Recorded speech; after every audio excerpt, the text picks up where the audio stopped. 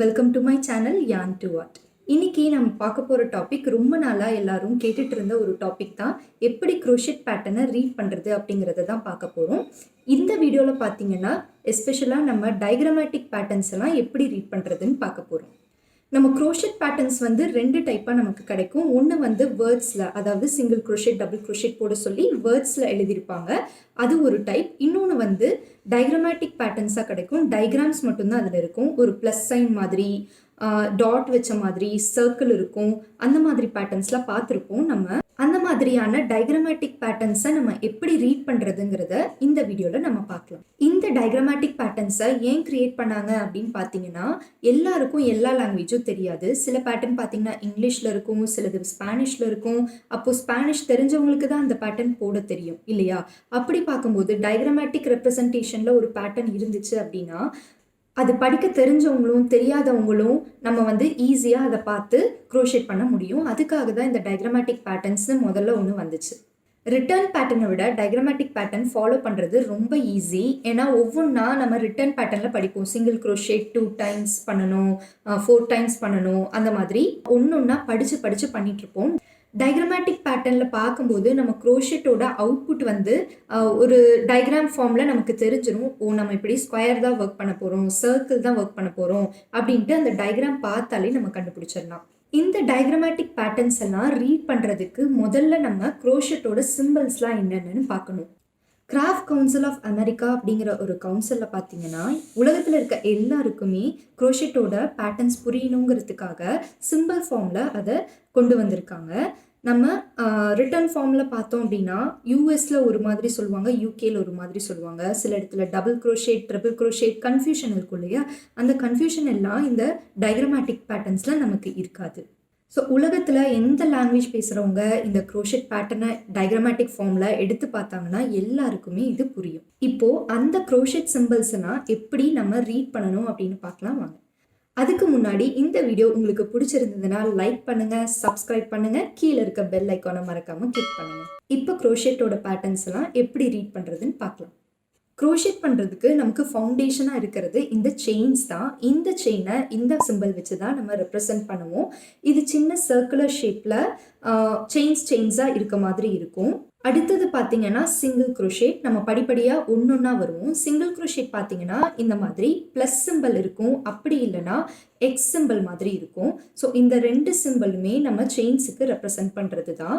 Crochet பேட்டர்னில் சில இடங்களில் ப்ளஸ் சிம்பிள் மாதிரி போட்டிருப்பாங்க, வேறு சில பேட்டர்னில் பார்த்தீங்கன்னா எக்ஸ் சிம்பிள் மாதிரி போட்டிருப்பாங்க. அதாவது கார்னரில் திரும்பும்போது இந்த ப்ளஸ் சிம்பிளை பார்க்கும்போது நமக்கு எக்ஸ் சிம்பிள் மாதிரி தெரியும். அதனால் ரெண்டுமே சிங்கிள் க்ரோஷெட்டோட ரெப்ரசன்டேஷன் தான். இந்த க்ரோஷெட் சிம்பிளில் அடுத்த சிம்பிள் பார்த்தீங்க அப்படின்னா டபுள் க்ரோஷெட் சிம்பிள். அது இந்த மாதிரி டீ ஷேப்பில் இருக்கும். அந்த டீயோட லைனில் லைட்டாக இப்படி கிராஸ் பண்ண மாதிரி ஒரு லைன் இருக்கும். அதுதான் வந்து டபுள் க்ரோஷெட்டுக்கு. இந்த டபுள் க்ரோஷெட்டுக்கு அந்த லைன் மாதிரி ஏன் கொடுக்குறாங்க அப்படின்னு பார்த்தீங்கன்னா, நம்ம டபுள் க்ரோஷெட் யூஸ்வலாக எப்படி போடுவோம்னா ஹூக்கில் ஒரு டைம் யானை சுற்றிட்டு தான் ஸ்டிச்சுக்குள்ளே இன்சர்ட் பண்ணுவோம். ஸோ முன்னாடியே ஒரு டைம் ஹூக்கில் யானை சுற்றுறோம் இல்லையா, அந்த ஒரு டைம் சுற்றுறோம், அதனால் ஒரு லைன் இப்படி கிராஸ் பண்ண மாதிரி போட்டிருக்காங்க. அடுத்த சிம்பிள் பார்த்தீங்கன்னா ட்ரிபிள் க்ரோஷேட். இந்த சிம்பிள் டபுள் க்ரோஷேட் மாதிரியே தான் இருக்கும், ஆனால் 2 லைன் வந்து கிராஸ் ஆன மாதிரி இருக்குது. இந்த 2 லைன் முன்னாடி சொன்ன மாதிரி எதுக்கு ரெப்ரசென்ட் பண்ணியிருக்குன்னா, ட்ரிபிள் க்ரோஷேட் எப்படி போடுவோம்னா ஹூக்கில் வந்து 2 டைம் யானை சுற்றுவோம். ஸோ அந்த எத்தனை டைம் வந்து அது சுற்றுறோமோ அதை ரெப்ரசென்ட் பண்ணுறதுக்காக 2 லைன் போட்டிருக்காங்க. அடுத்த சிம்பிள் ஹாஃப் டபுள் க்ரோஷேட். அதை இந்த மாதிரி வெறும் டீ சிம்பிள் மட்டும் வச்சுருப்பாங்க. இதுலேயும் ஒரு டைம் ஹூக்கில் யானை சுற்றிட்டு தான் நம்ம இன்சர்ட் பண்ணுவோம். இருந்தாலும் 3 லூப் வழியாகவும் வெளியில் எடுப்போம். ஸோ கன்ஃபியூஷன் வரக்கூடாதுங்கிறதுக்காக இது வெறும் டீ சிம்பிள் மட்டும்தான். ஸோ இந்த டபுள்க்கும் இந்த ஹாஃப் டபுள்க்கும் கன்ஃபியூஷன் இருக்கும், அது நல்லா மனசில் வச்சுக்கோங்க. வெறும் டீ சிம்பிள் மட்டும் இருந்துச்சுன்னா அது ஹாஃப் டபுள் க்ரோஷேட். அதில் ஒரு குட்டியாக ஒரு கிராஸ் லைன் வந்துச்சுன்னா அது டபுள் க்ரோஷேட். இப்போது single, double, triple, half double எல்லாம் பார்த்தாச்சு. அடுத்தது பார்த்தீங்கன்னா ஸ்லிப் ஸ்டிச்சு. ஸ்லிப் ஸ்டிச்சை வந்து இந்த மாதிரி ஒரு டாட் சிம்பிள் வச்சு தான் ரெப்ரசன்ட் பண்ணுவாங்க. ஸோ 2 இடமும் கனெக்ட் ஆகும்போது சர்க்கிளில் வந்து ஜாயின் ஆகும்போது டாட் வச்சுருப்பாங்க. அந்த டாட் எதுக்குன்னு பார்த்தீங்கன்னா நீங்கள் ஸ்லிப் ஸ்டிச் பண்ணி கனெக்ட் பண்ணணுங்கிறதுக்காக டாட் வச்சுருப்பாங்க. அடுத்ததா நம்ம பார்க்க போகிறது ஃப்ரண்ட் போஸ்ட் டபுள் க்ரோஷேட். இந்த ஃப்ரண்ட் போஸ்ட் டபுள் க்ரோஷேட்டை இந்த சிம்பிளில் தான் ரெப்ரசென்ட் பண்ணியிருப்பாங்க. இது பார்த்தீங்கன்னா டபுள் க்ரோஷேட் ஃப்ரண்ட் போஸ்ட்டில் போடுறது. ஸோ டபுள் க்ரோஷேட்டோட சிம்பிள் தான் மேலே இருக்கும், ஒரு டி ஷேப்பில் இருக்கும். ஒரு சின்ன லைன் இப்படி கட் ஆகிற மாதிரி இருக்கும். கீழே பார்த்தீங்கன்னா சீயை திருப்பி போட்ட மாதிரி இருக்கும். ஸோ அது ஃப்ரண்ட்டில் விடுறதுக்காக சீயை திருப்பி போட்டிருக்காங்க.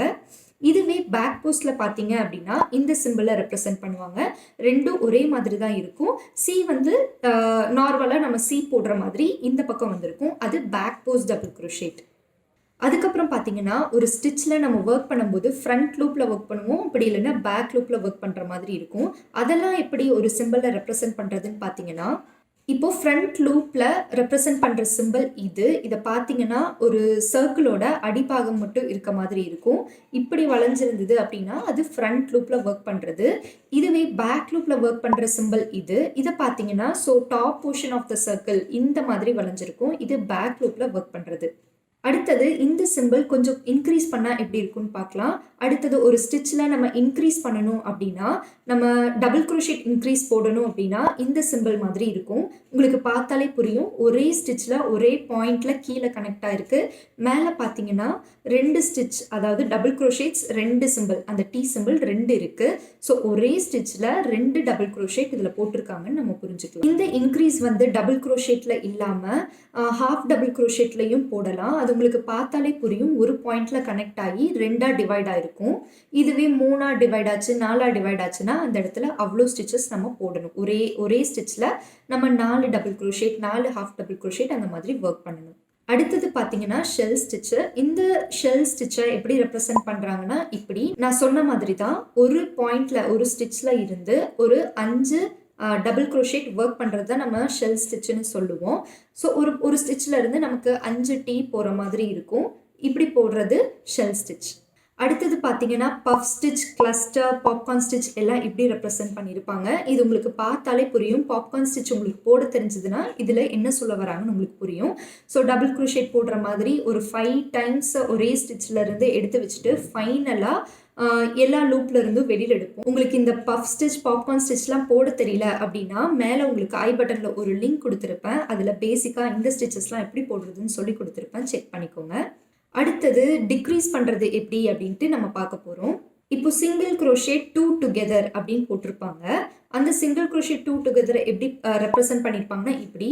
ஸோ சிங்கிள் க்ரோஷேட்டில் நம்ம ப்ளஸ் சிம்பிள் மாதிரி பார்த்துருப்போம். அது ரெண்டும் ஒரே இடத்துல மீட் பண்ணுற மாதிரி இருக்குது. ஸோ 2 ஸ்டிச்சும் டுகெதராக நம்ம ஒர்க் பண்ணுறது. இதுவே சிங்கிள் க்ரோஷேட் 3 டுகெதர் அப்படிங்கும்போது இந்த மாதிரி மென்ஷன் பண்ணியிருப்பாங்க. இதில் பார்த்தீங்கன்னா உங்களுக்கே புரியும். 3 ஸ்டிச்சை கம்பைன் ஆன மாதிரி இந்த வி ஷேப்பில் ஃபார்ம் ஆயிருக்கும். இதே மாதிரி தான் பார்த்தீங்கன்னா double crochet 2 together, double crochet 3 together எல்லாமே இதே மாதிரி தான் இருக்கும். ஹாஃப் டபுள் க்ரோஷேட்டுங்கும் போது ஹாஃப் டபுள் க்ரோஷேட் சிம்பிளை மென்ஷன் பண்ணியிருப்பாங்க. நான் இது வரைக்கும் காமிச்ச சிம்பிள்ஸ் எல்லாமே பேசிக்கான சிம்பிள்ஸ் தான். இது இல்லாமல் க்ரோஷேட்டில் நிறைய ஸ்டிச்சஸ் இருக்குது.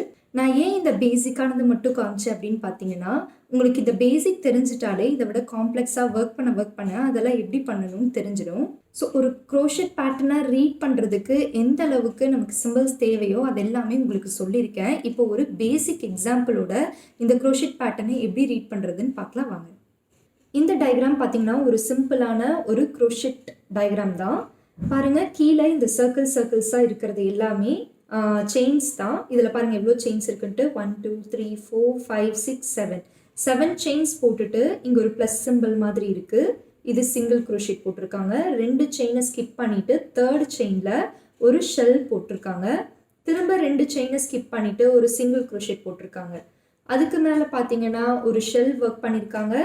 இந்த ஷெல்லுக்கு நடுவில், அதாவது 3rd டபுள் க்ரோஷேட்டில் ஒரு சிங்கிள் க்ரோஷேட் ஒர்க் பண்ணிவிட்டு இந்த சிங்கிள் க்ரோஷேட்டுக்கு மேலே ஒரு ஷெல் ஒர்க் பண்ணியிருக்காங்க. இப்போ பார்த்தது ஒரு சிம்பிளான ரெப்ரசன்டேஷன் தான். நம்ம கூகுளில் நிறைய இந்த மாதிரி டயக்ராமேட்டிக் பேட்டர்ன்ஸ் நமக்கு கிடைக்குது. அதெல்லாம் எப்படி நம்ம பார்க்கலான்ட்டு ஒரு எக்ஸாம்பிள் எடுத்து பார்க்கலாம் வாங்க.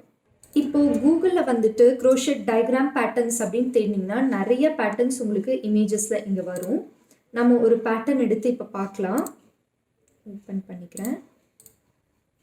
இந்த எக்ஸாம்பிளை பார்த்தீங்க அப்படின்னா உங்களுக்கு சென்டர்லேருந்து ஆரம்பிக்கிற மாதிரி இருக்கும். ஏன்னா இது ஸ்கொயர் ஷேப்பில் பண்ணுறோம், சென்டர்லேருந்து தான் ஆரம்பிக்கணும். சென்டரில் பார்த்தீங்க அப்படின்னா 1 2 3 4 5 6 7 8 செயின்ஸ் இப்படி போட்டிருக்காங்க. நடுவில் ஒரு டாட் மாதிரி இருக்குது, அது வந்து ஸ்லிப் ஸ்டிச் போட்டு கனெக்ட் பண்ணியிருக்காங்க. அடுத்த ரவுண்ட் பார்த்தீங்கன்னா ஒவ்வொரு ஸ்டிச்சுக்கு மேலேயும் ஒவ்வொரு சிங்கிள் க்ரோஷெட் போட்டிருக்காங்க, ப்ளஸ் சிம்பிள் இருக்குது. இங்கே பார்த்தீங்கன்னா உங்களுக்கு 1 2 3 4 5ன்னுலாம் மென்ஷன் பண்ணியிருப்பாங்க, அது எதுவும் இல்லை, ரோவோட நம்பர் தான். இது ஃபர்ஸ்ட் ரவுண்டு, இது செகண்ட் ரவுண்ட், இது தேர்ட் ரவுண்ட், அந்த மாதிரி மென்ஷன் பண்ணியிருக்காங்க. இப்போ அடுத்தது பாருங்கள், இங்கேருந்து இந்த இடத்துல சிங்கிள் க்ரோஷெட்டில் ஸ்லிப் ஸ்டிச் பண்ணி ஜாயின் பண்ணிவிட்டு திரும்ப செயின்ஸ் ஒர்க் பண்ணியிருக்காங்க. 1 2 3 4 5 6 செயின்ஸ் போட்டுட்டு அடுத்த சிங்கிள் க்ரோஷெட்டில் ஒரு ட்ரிபிள் க்ரோஷெட் ஒர்க் பண்ணியிருக்காங்க. செயின் 2, அடுத்த ஒரு சிங்கிள் க்ரோஷெட்டில் ஒரு ட்ரிபிள் க்ரோஷெட், செயின் 2, அந்த மாதிரி இந்த ரோ ஃபுல்லாக ஒர்க் பண்ணியிருக்காங்க. ஒர்க் பண்ணிவிட்டு கடைசியாக எங்கே ஜாயின் பண்ணியிருக்காங்கன்னு பாருங்கள். 1 2 3 4 ஃபோர்த்து செயினில் ஸ்லிப் ஸ்டிச் பண்ணி டாட் வச்சுருக்காங்க இல்லையா, ஃபோர்த்து செயினில் ஸ்லிப் ஸ்டிச் பண்ணி ஜாயின் பண்ணியிருக்காங்க. அடுத்த ரோ பார்த்தீங்கன்னா 5 செயின்ஸ் போட்டிருக்காங்க, ஒரு செயினை ஸ்கிப் பண்ணிவிட்டு அடுத்தது ஒரு சிங்கிள் க்ரோஷெட் ஒர்க் பண்ணியிருக்காங்க. செயின் 2, திரும்ப ஒரு சிங்கிள் க்ரோஷெட் போட்டிருக்காங்க. செயின் 2, இந்த கார்னர் வரணுங்கிறதுக்காக ஒரே அந்த செயின் 2 ஸ்பேஸில் நமக்கு 3 double crochet, chain 2 3 double crochet work பண்ணியிருக்காங்க. இப்போ இந்த எக்ஸாம்பிளில் காட்டினது உங்களுக்கு ரொம்பவே நல்லா புரிஞ்சிருக்கும். நமக்கு க்ரோஷெட் சிம்பிள் எப்படி பார்க்கணும்னு தெரிஞ்சிச்சுன்னா ஒரு பேட்டர்னை நம்மளே ரீட் பண்ணிடுவோம். அடுத்தது இன்னொரு பேட்டர்ன் நம்ம எப்படி பண்ணுறதுன்ட்டு பார்க்கலாம். அடுத்தது பேட்டர்ன் பார்க்கணும் அப்படின்னா இந்த பேட்டர்ன் பார்க்கலாம். தனியாக ஓப்பன் பண்ணி காட்டுறேன். இந்த பேட்டர்னில் பாருங்கள், இது வெளியிலேருந்து பார்க்கும்போது ஒரு ட்ரையாங்குலர் ஸ்கார்ஃப் பண்ணியிருக்காங்க, ஸ்கார்ஃபோ இல்லை ட்ரையாங்கிள் ஷேப்பில் ஒரு பீஸ் பண்ணியிருக்காங்க அப்படின்ட்டு தெரியுது. பார்த்தீங்கன்னா இந்த இடத்துல ஒரு ஆரோ மார்க் மாதிரி கொடுத்துருக்காங்க, அதுதான் ஸ்டார்டிங் பாயிண்ட்டு. இதில் பாருங்கள் 5 செயின்ஸ் போட்டுட்டு ஒரு டாட் வச்சுருக்காங்க, அது ஸ்லிப் ஸ்டிச்சுக்காக.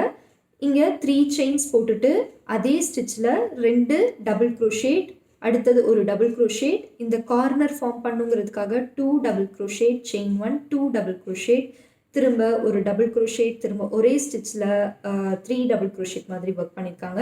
இதுலேயும் பார்த்தீங்கன்னா உங்களுக்கு 1 2 3 அந்த மாதிரி நம்பர்ஸ் போட்டிருக்காங்க.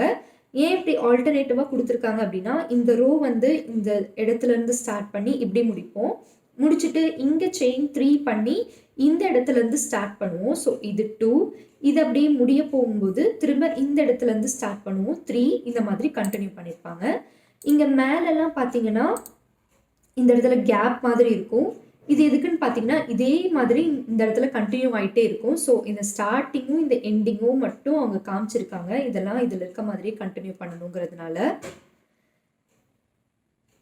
இப்போ இந்த க்ரோஷெட் பேட்டர்னில் சைடில் பார்த்தீங்கன்னா கீ பாயிண்ட்ஸ் மாதிரி கொடுத்துருக்காங்க. ஸ்டார்ட் பண்ணுறதுக்கு இந்த ஆரோ மார்க் மென்ஷன் பண்ணுறது, செயின் இப்படி இருக்கும், இவங்களே க்ரோஷெட் சிம்பிள்ஸ் எல்லாம் மென்ஷன் பண்ணியிருக்காங்க.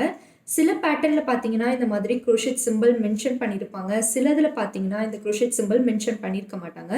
நமக்கு ஆல்ரெடி இந்த க்ரோஷெட் சிம்பிள்லாம் தெரிஞ்சதுனால நம்ம க்ரோஷெட் பேட்டர்னை பார்த்ததுமே கண்டுபிடிச்சிக்கலாம். அப்படி ஒரு வேளை ஒரு டவுட்டாக இருந்தது அப்படின்னா இந்த மாதிரி கீஸ் ஏதாவது மென்ஷன் பண்ணியிருந்தாங்கன்னா நீங்கள் இந்த கீயை பார்த்து அது என்ன சிம்பிள்னு கண்டுபிடிச்சிக்கலாம். இதே மாதிரி எவ்வளோ காம்ப்ளெக்ஸாக உங்களுக்கு பேட்டர்ன் கொடுத்தாலும் உங்களுக்கு தெரியும். இது பாருங்கள், கொஞ்சம் கிளஸ்டர்ஸ்லாம் யூஸ் பண்ணியிருக்காங்க. இது பார்த்தீங்கன்னா வேறு ஏதோ லாங்குவேஜில் இருந்து போட்டிருக்காங்க. இதுவே நமக்கு ரிட்டர்ன் பிடிஎஃபாக இருந்துச்சுன்னா நமக்கு புரியாது, டயக்ராமேட்டிக்காக இருந்தனால நமக்கு ஈஸியாக இது எப்படி ஒர்க் பண்ணணும்ட்டு புரியுது. இந்த க்ரோஷெட் சிம்பிள்ஸ்லாம் வச்சு நீங்கள் எப்படி ஒரு டயக்ராமேட்டிக் பேட்டர்னை டிசைன் பண்ணணும் அப்படிங்கிறத நம்ம பார்க்கலாம். இந்த டயக்ராமேட்டிக் பேட்டர்னை வந்து ஒரு டிராயிங் சாஃப்ட்வேர் எது இருந்தாலும் உங்ககிட்ட சரி, பெயிண்ட் இருந்தாலும் சரி, இல்லை டேப்பில் வந்து டிராயிங் டேப், ஐபேட் வச்சுருந்தாலும் சரி, எது இருந்தாலும் நீங்கள் டிசைன் பண்ணலாம். நான் வந்து ஆடோப் இல்லுஸ்ட்ரேட்டர் என்னோட டிசைனிங் பர்பஸ்க்காக யூஸ் பண்ணுவேன். ஸோ அதுலேயே நான் வந்து பேட்டர்ன் டிசைனிங் டயக்ராமேட்டிக் ஃபார்மில் டிசைன் பண்ணுவேன். இதில் பார்த்தீங்க அப்படின்னா நம்ம ப்ரீடிஃபைன்டாக ஷேப்ஸ் எல்லாம் வரையணும். இது வந்து சிங்கிள் க்ரோஷேட் வரைஞ்சிருப்பேன், இந்த மாதிரி எல்லா ஷேப்ஸும் நான் வரைஞ்சி வச்சுருக்கேன். ஸ்லிப் ஸ்டிச் இப்படி போடணும் அப்படின்ட்டு நீங்களும் எல்லா ஷேப்ஸை வரைஞ்சி வச்சுக்கணும். வரைஞ்சிட்டு நீங்கள் ஒரு பேட்டர்னாக அதை அரேஞ்ச் பண்ணுறீங்க அப்படின்னா, இப்போ செயின்ஸ்னால் 4 டைம் இந்த மாதிரி லூப்ஸ் மாதிரி எடுத்து வச்சு அரேஞ்ச் பண்ணிக்கணும். ஸ்லிப் ஸ்டிச்சுக்கு டாட் வைக்கணும். இந்த மாதிரி அரேஞ்ச் பண்ணி கொண்டு வர மாதிரி இருக்கும். இந்த மாதிரி ஒரு ஆப்ஷனில் செய்யலாம். இதுக்கு பெயிண்ட் சாஃப்ட்வேர் கூட நீங்கள் யூஸ் பண்ணலாம். அப்படி இல்லைன்னா கூகுளில் போயிட்டு ஸ்டிச் ஃபிடில் அப்படின்ட்டு டைப் பண்ணிங்க அப்படின்னா stitchfiddle.com வெப்சைட்குள்ளே போய்க்கோங்க. இதில் பார்த்தீங்கன்னா ஹோம் ஸ்க்ரீனில் க்ரோஷெட் பேட்டர்ன் நம்ம டிசைன் பண்ணணும். கீழே ஃப்ரீ ஃபார்ம்னு ஒரு ஆப்ஷன் இருக்கும். Place symbols in all shapes and directions இருக்கும். இதை டிக் பண்ணி கிரியேட் சார்ட் அப்படின்னு கொடுக்குறீங்க. இதில் பார்த்தீங்கன்னா ஆல்ரெடி எல்லாமே ப்ரீ டிஃபைன்டாக இருக்கும். இப்போது ஸ்டார்டிங்கில் ஆல்மோஸ்ட் எல்லா சிம்பிள்ஸுமே இதில் இருக்குது. செயின்ஸ் இப்போது நான் ஃபஸ்ட்டு செயின் க்ரியேட் பண்ணுறதுக்கு அதை கிளிக் பண்ணிவிட்டேன். இங்கே ஒரு டைம் ப்ளேஸ் பண்ணுறேன். ப்ளேஸ் பண்ணிவிட்டு உங்களுக்கு பெருசு பண்ணணும்னா இந்த டபுள் ஹெட்டட் ஆரோ வரும்போது இப்படி பெருசு பண்ணி சின்னது பண்ணிக்கலாம். அப்படி இல்லாமல் இந்த 4 ஹெட்டட் ஆரோ வரும்போது இந்த சிம்பிளை நம்ம மூவ் பண்ணிக்கலாம். இந்த இடத்துல வேணும்னு அப்படின்னா வச்சுக்கலாம். வச்சுட்டு வெளியில் ஒரு டைம் கிளிக் பண்ணிங்கன்னா அந்த பவுண்டிங் பாக்ஸ் மாதிரி இப்படி வந்தது போயிருக்கும். இன்னொரு டைம் செயின் க்ரியேட் பண்ணணும் அப்படின்னா பக்கத்தில் இன்னொரு கிளிக் பண்ணுங்கள். முன்னாடியே சொன்ன மாதிரி இந்த 4 ஹெட்டட் ஆரோ வச்சு நம்ம பக்கத்தில் நகர்த்தி வச்சுக்கலாம். இந்த பவுண்டிங் பாக்ஸ் போகிறதுக்காக வெளியில் ஒரு டைம் கிளிக் பண்ணிவிட்டு திரும்ப ஒரு செயின் வைக்கிறதுக்கு இந்த மாதிரி இன்னொரு டைம் வைங்க. இந்த மாதிரி தான் எல்லா சிம்பிள்ஸுமே இங்கே இருக்கும். இங்கே சிங்கிள் க்ரோஷேட் நான் வச்சிட்ருக்கேன்.